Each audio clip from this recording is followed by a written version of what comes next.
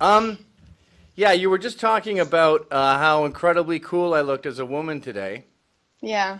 And I've always thought that feminism has become sexist in a way because you're saying that being a woman is just something you can get on a shelf. Yeah. Just get a wig, say you're a woman, boom, you're done. And you go, like when I was a kid, being a punk was a big deal, and you needed the right boots, you had to have purple hair, you had to, your jacket had to have studs, or you weren't a real punk. Women don't have to do that. You just say, I'm a woman, you can have a beard and some earrings, and boom, you're one of them. Yeah. So women are less important than punks, basically. They're less special. Yeah, I mean, they see themselves pretty low. Like, what I would say is, like, women think that, like, feminists think they're, like, down here and the men are up here. And instead of trying to, like, bring themselves all the way up here, they're trying to bring men down here. Ooh, And, I that's mean, you see that. And, like, they just are, they say that they fight for equality and all these things, but, at the Women's March or Day Without Women parade, like, where were all the signs fighting for men who lose custody cases to women, or, the sexual assault cases, that for men that are incarcerated, and, all these things that they say to fight for, but then, you see them not doing anything about it, or like human trafficking. People were getting on me for saying, um, like, that feminism wasn't really necessary because there's human trafficking victims here. But where were they when they were fighting for those things? You don't see them actually like advocating or fighting for any of the things that they say that they really like care about. So that's kind of where I've been on it. Well, this is especially true of Islam, where not only do they fight for the rights of women not to wear the hijab, they say that you're sexist if you don't wear the hijab. And you saw all the people. You made a video about this. All the people that were wearing them during the Women's March, and it's like, do you even know what that stands for? Like, that's not something that like is pushing for women's rights. That's oppressing women.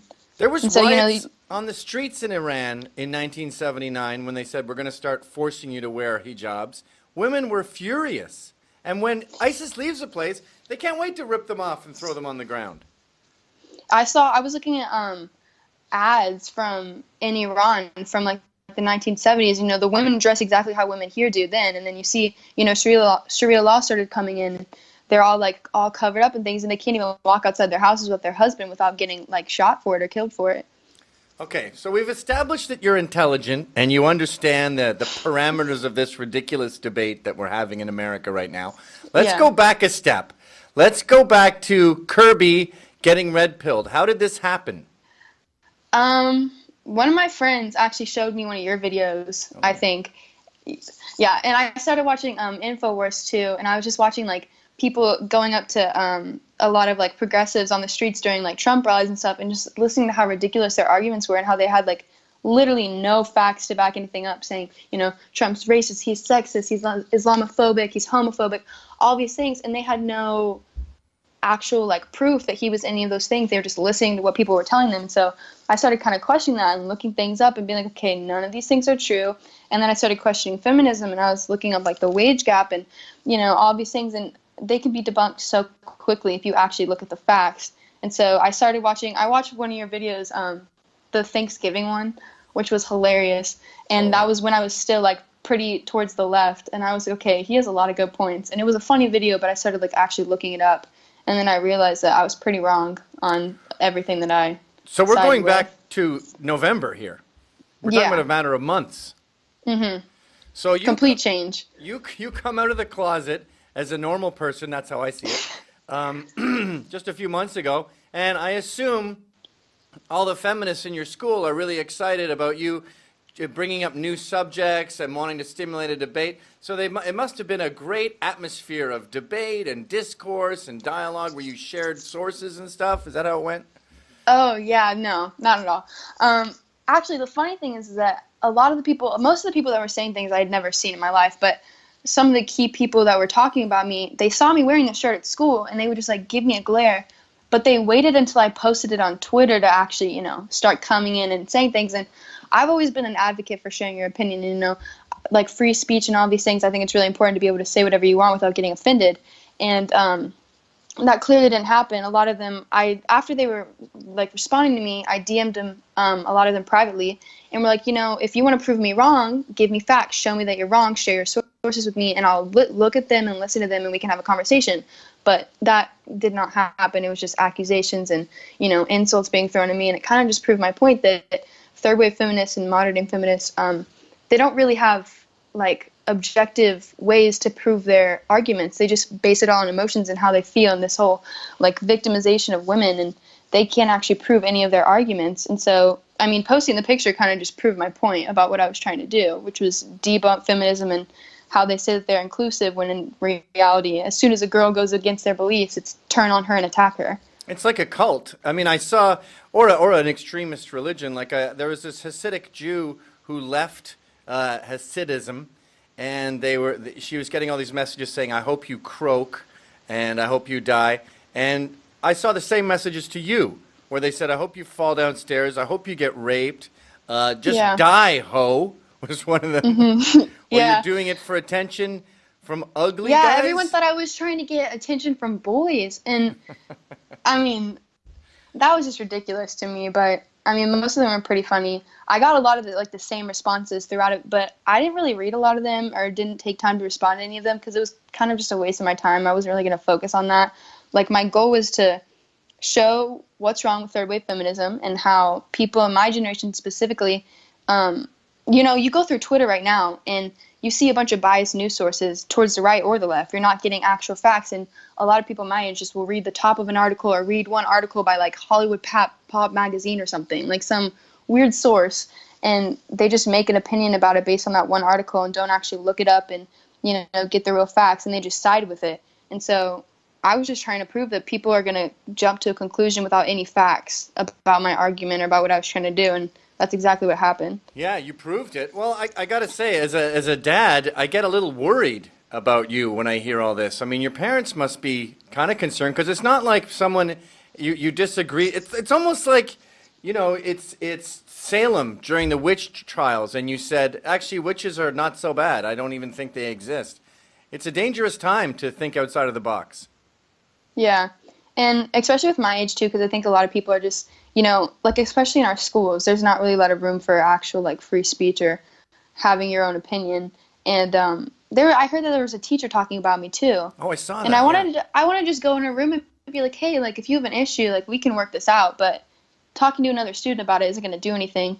And I think just a lot of people are siding towards the left at my age because they're not getting any actual information or anything like that. And, me saying that and stepping outside of the box was kind of just, I had a feeling that I was going to get a lot of negativity, but I didn't think it was going to be to the extent of which it was. But in the past day, I've gotten a lot of support and positivity coming in.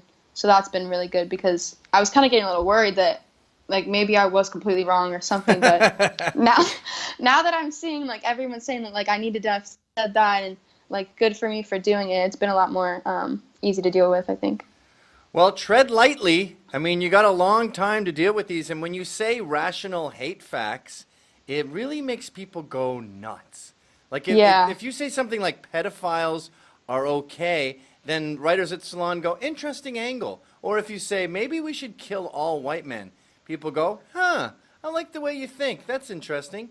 But if you say, maybe feminism is done and we already have equality, that's your that's wish. Not okay to say, yeah. Disturbing. And I think for the most part, in just third wave feminism as a whole, I think that they're just, a lot of it's become identity politics in a way. And, people it's just their emotions. And I've been told that I had a guy that was like, you are oppressed by society. You don't know what you're talking about. And I was like, no, I'm a girl and I'm telling you that I'm perfectly fine. And I think people just are so quick to want to feel the victim, and everyone's fighting for who's the bigger victim. And, this patriarchy that is complete crap doesn't exist, and people want to fall victim to that so that they can, be put on this pedestal of, oh, we'll feel bad for you, let's do something about it. But in our reality, if we're so oppressed in our society, we're not going to get out of that without men. Yeah, at point. The end of the day. And so trying to put men down isn't going to do anything. And you can't say that you fight for equality for both genders when clearly, they've made men to be this hated person, this horrible antagonist that's going to destroy the world or something. That's a brilliant point, because if you're in Saudi Arabia and you say men are oppressing us, you're going to get caned.